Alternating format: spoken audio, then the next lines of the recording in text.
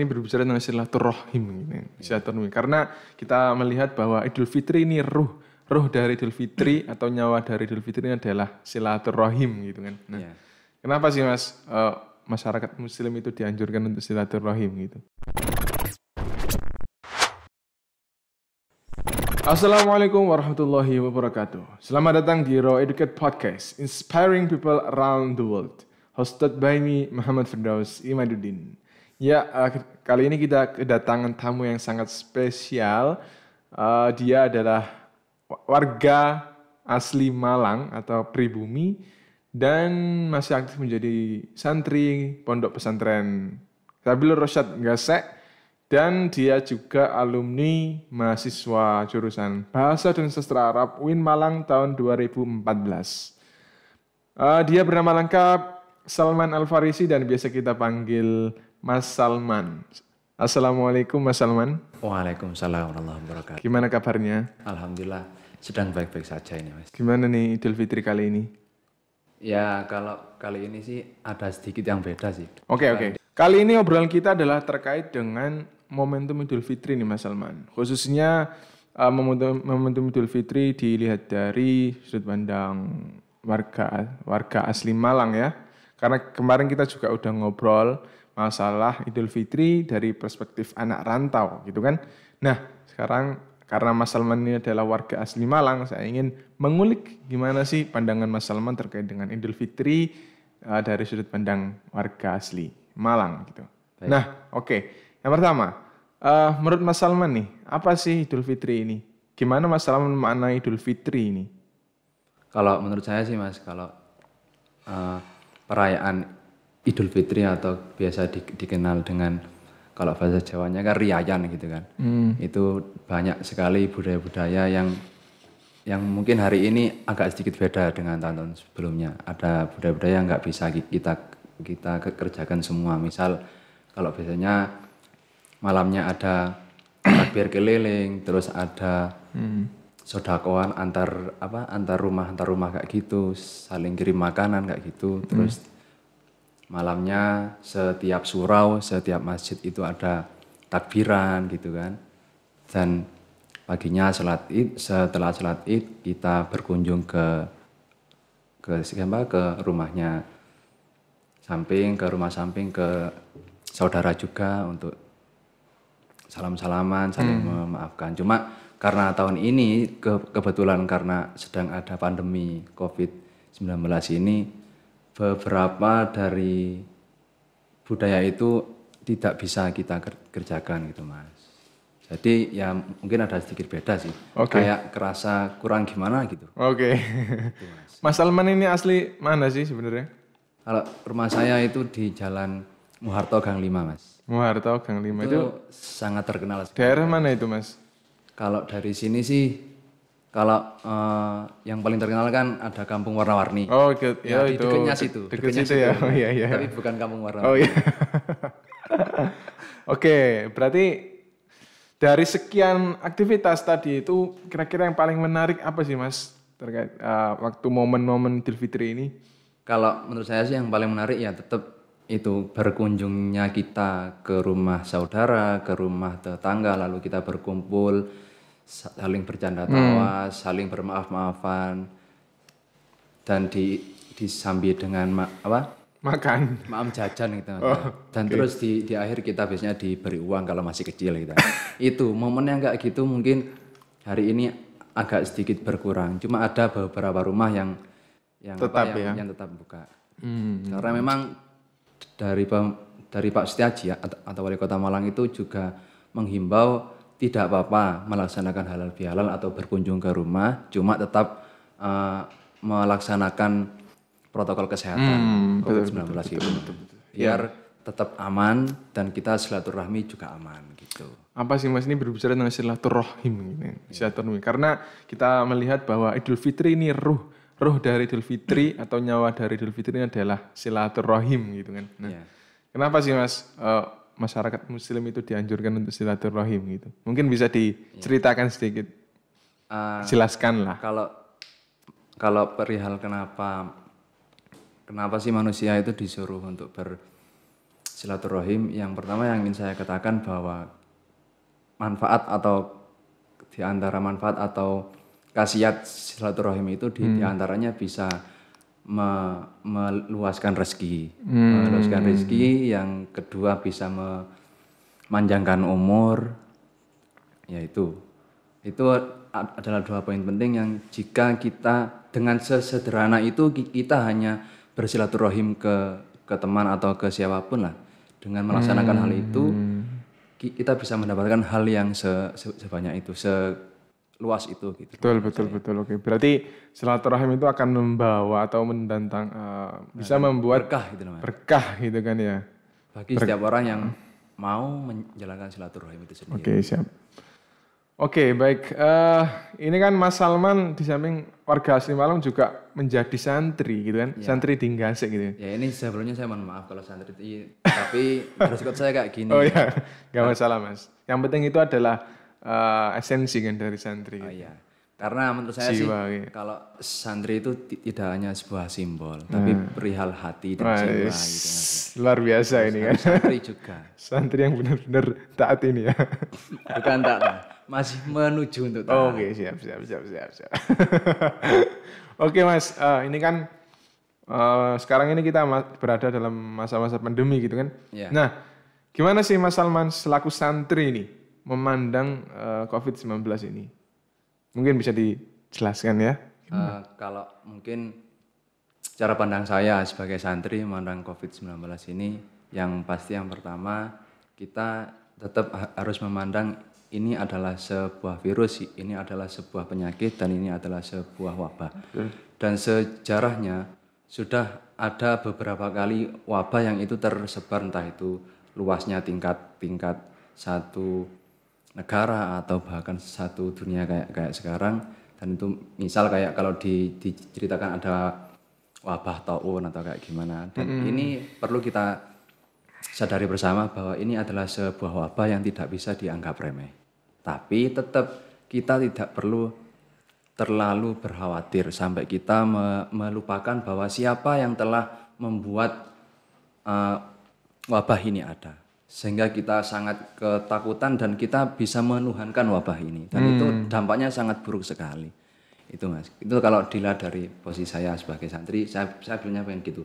Tetap harus ditekankan bahwa kita harus sadar bahwa ini wabah. Kita harus tetap berhati-hati, kita harus tetap mengikuti himbauan para dokter, himbauan pemerintah untuk selalu menjaga kesehatan, tetap keluar pakai masker, terus selalu mencuci tangan gitu ya.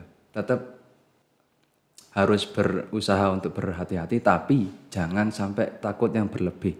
Tetap usaha dohir iya, usaha batin ya. Jangan lupa usaha batin ini juga bisa dengan sholat, zikir dan lain-lain. Jangan lupa, karena usaha tetap dua, cuma terakhirnya tetap dipasrahkan dengan Tuhan. Karena puncak dari segala usaha kita yang menentukan tetap Tuhan. Dan yang pasti setiap kejadian itu pasti ada hikmahnya. Tidak ada kejadian yang itu nggak bisa kita ambil manfaatnya. Pasti nanti entah setelah ini, entah ketika masih proses wabah ini atau beberapa tahun lagi pasti ada hikmah yang diambil. Seperti contoh mungkin yang pernah diekspos di media seperti udara yang mulai bersih atau kayak gimana, sedangkan beberapa tahun kemarin udara yang sangat kotor gitu. Itu mungkin salah satu yang bisa terekam oleh media, dan boleh jadi masih banyak lagi. Entah itu yang bisa dilihat atau yang nggak bisa dilihat gitu Mas. Oke Mas Salman, terkait dengan imbauan pemerintah nih, terkait dengan peribadatan gitu kan, ada larangan untuk melakukan sholat Jumat dan sholat berjamaah di masjid. Nah, ini gimana menurut pandangan Mas Salman gitu? Sholat berjamaah di masjid. Karena adanya wabah ini menyebabkan aktivitas sholat jamaah itu nggak bisa dilakukan. Ya, kalau menurut saya segini, kalau untuk daerah-daerah yang sekiranya aman atau masih belum terlalu terpapar COVID-19 ini, tetap tidak apa-apa dilaksanakan aja sholat jamaah, tetap sholat di masjid atau di surau boleh, tetap sesuai himbauan tadi, tetap jaga jarak, terus disediakan hand sanitizer kalau ada, boleh dengan cuci tangan, tetap di jarak. Cuma jika itu di daerah yang memang terpapar COVID-19 sangat kejam sekali, maksudnya sangat banyak sekali, ya bolehlah di rumah saja, tapi tetap sholat gitu kan, tetap berjamaah, diusahakan. Oke, siap. Yang penting jangan sampai sholat, jangan sampai enggak sholat gitu. Oke, Mas Salman. Sejak kapan sih Mas Salman dulu masuk pondok Gasek ini? Sejak tahun 2015 Mas. 2015. Sampai sekarang ya? Sampai sekarang. Cukup lama sekali. Cuma yang beberapa tahun awal itu sempat enggak terlalu aktif di pondok. Artinya kurang begitu mengikuti kegiatan pondok gitu Mas. Oh, gitu. Saya keluar masuk gitu, kayak garang. Daplek. Oke, sebelumnya pernah mondok nggak sih Mas dulu? Pernah mulai kelas 1 SMP sampai kelas 3 SMA. Sebelum kuliah itu saya di Pondok Pesantren An-Nur 2 di Bulawang ya? Iya. Ya udah tahu lah pokoknya seluk-beluk kehidupan pondok kan udah paham ya? Ya dikit-dikit ya. Iya. Ya Tapi masih nggak kerasan ya? Ya. Waktu mondok itu ya di Gasek ya? Yang pertama-tama dulu ya sempet sih. Nggak begitu, ya biasa sih. Untuk pertama kan yang pasti kita butuh adaptasi dengan hal baru, terus lingkungan yang baru juga. Ya sempat nggak kerasan karena memang jiwa-jiwanya masih terlalu membara gitu waktu itu. Oke. Apa sih Mas dulu motivasi Mas Salman ini yang membuat pengen mondok di Gasek ini? Kalau kenapa saya mondok di Gasek sih? Yang pertama karena anjuran atau saran dari orang tua untuk setelah dari Mahatun itu untuk ke pondok saja. Cuma kepengennya saya sih ya kepengennya bisa kos atau ngontrak. Paling tidak bisa merasakan suasana ngontrak itu kayak gimana sih, suasana kos kayak gimana. Awalnya pengennya gitu, cuma karena anjuran orang tua untuk menyarankan saya untuk ke Gasek saja, ya sudah saya samikna gitu. Ya. Oke Mas, dulu ini kan Mas Alman pernah menjadi mahasiswa BSA UIN Malang gitu kan tahun 2014. Nah, apa sih dulu yang membuat Mas Salman ini tertarik untuk kuliah di BSA gitu? Awalnya sih saya itu ragu untuk kuliah, untuk melihat dunia luar itu takut. Sempat takut kayak gitu. Cuma pas kelas 3, pas setelah saya lulus itu, setelah saya wisuda, kok keinginan untuk keluar itu sangat membuncah gitu loh. Sangat membuncah, akhirnya saya pun matur ke Romo Yai. Terus dawuhnya beliau, ya wis ora apa-apa, kuliah, yang penting sampai tutup ya. Nggih. Akhirnya saya pulang, saya boyong. Cuma pas waktu mau daftar kuliah itu sempat bingung mau ambil jurusan apa ini. Saya nggak ada pengalaman apapun untuk menuju kuliah itu, nggak dibimbing sama sekali gitu. Akhirnya saya sempat mikir, oh iya, gusku yang di pondok dulu itu jurusan bahasa dan sastra Arab dulunya. Akhirnya ya wis iku wis. Akhirnya karena mbok minangka barokai Gus kayak gitu kan. Kan kalau di pondok kan kayak gitu Mas. Biasanya itu sangat kental sekali percayanya pada barokah dan manfaat kayak gitu.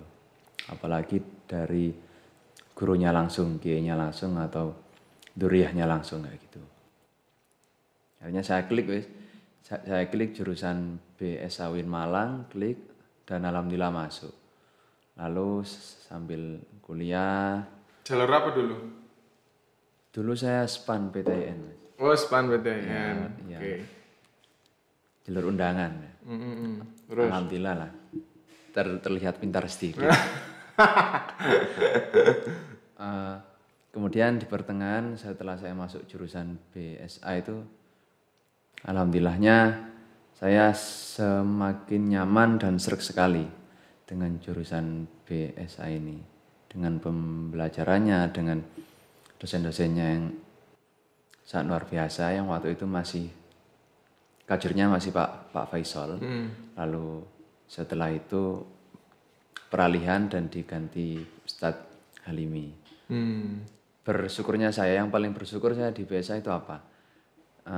Saya bisa bertemu para kiai-kiai, para ustadz yang memang pakar di sana, yang juga bisa kita ambil barokahnya juga, misal Kiai Hamzawi, Yai Marzuki, Yai Muzaki gitu. Itu yang saya paling kerasa. Oke. Alhamdulillah banget. Terus apa sih yang paling nggak bisa dilupakan gitu dari BSA, Mas? Nah, kalau yang nggak bisa dilupakan dari BSA sih, kalau saya anak-anaknya, seangkatan saya. Gokil ya. 2014 itu apa ya, sangat berkesan bagi saya selama 4 tahun kuliah bareng. Persaudaraan yang dibangun itu sangat kental sekali di BSA itu. Sampai di momen yang terakhir Mas Rohia itu sangat kerasa banget, sampai saya hampir menitikan air mata. Wah, kayak gini sih. Selama 4 tahun kita kuliah bareng gitu. Dan pada akhirnya harus pisah, kita menempuh jalannya masing-masing. Ya sempat sedih ya, karena kita harus kehilangan. Oke. Lalu apa sih yang hal paling tersulit ini, Mas, ketika belajar di BSA? Kalau hal yang paling sulit menurut saya sih, ketika saya belajar beberapa mata kuliah yang memang saya itu belum pernah saya pelajari di pondok dulu. Kan mesti ada gitu, Mas. Nah itu yang membuat saya sulit. Cuma alhamdulillahnya karena berhubung persaudaraan di BSA 2014 itu sangat kental sekali, saya terbantu. Ada beberapa teman itu support banget, ngajari meskipun dikit-dikit gitu. Oke. Menarik ya? Ya menarik sekali. Berkesan sekali saya. Berkesan ya? Kuliah di jurusan BSA itu. Tapi lulus tepat waktu ya waktu itu ya? Iya, alhamdulillah tepat waktu. Tahun 2018? 2019. Oh 19. Oke. Lalu sekarang kesibukannya apa nih, Mas Salman? Sekarang alhamdulillahnya saya sekarang sedang kerja sebagai bagian administrasi di Pondok Pesantren As-Siddiqi Asy-Syuhada di daerah Blimbing, Mas. Blimbing, oke.